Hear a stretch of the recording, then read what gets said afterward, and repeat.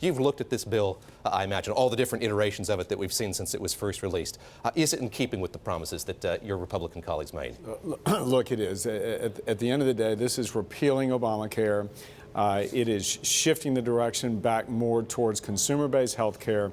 And the essence of a Republican proposal such as this is to prioritize bringing down the cost of health care so more people can have access to it. And you do that through free market mechanisms, through encouraging consumer and patient participation, and getting the government out of the business of prescribing so much of what our health care is about today. There are conservatives in the Republican Party who want an all-out repeal. Why not float a bill like that first, have a vote on that, say it doesn't pass, then move on to this, but they have their say. Yeah. Why go about it this way? You know, it's always, when you're in a situation like this and producing this complex piece of legislation, having to take everybody's views into consideration, there's always a tendency for a lot of people to say, look, I want perfect, and this is how we should be doing it, which I think a lot of people would say, okay, fine, but in reality, you deal with what is before you. What is before you, unfortunately, is this monstrosity of Obamacare that has created a huge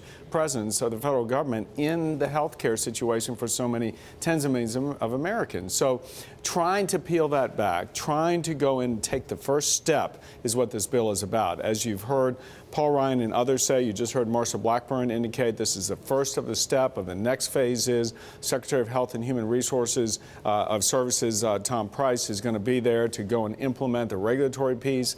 And then there are going to be some follow-up legislative pieces. So again, it doesn't happen all overnight. And listen, I sympathize with those who say it should. But again, the reality is you've got a lot of people whose health care is right now very impacted by Obamacare and trying to address the bridge, if you will, to this replace. Critics have said, why push this through as quickly as Republicans have pushed it through? House Speaker Paul Ryan has said, we're not doing that. Republicans have run on repealing and replacing Obamacare cycle after cycle after cycle now. How much validity is there to that argument? You hear about all the changes being proposed.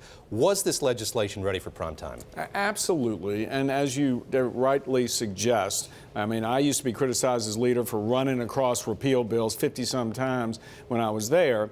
But what was missing then is what is in place now is the fact that there is a president in the White House who is going to sign this bill, a repeal bill and a replacement mechanism.